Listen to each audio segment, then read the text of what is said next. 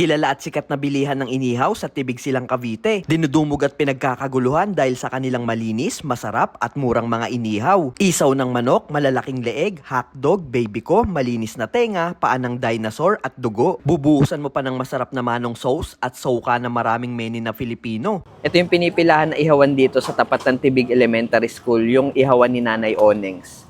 Grabe ang haba ng pila dito. Ang sarap ng pagkaihaw nila dito kapag ka-marinade. Tapos ang mura pa. Tikman natin itong ulo. Kain pati buto. Isaw.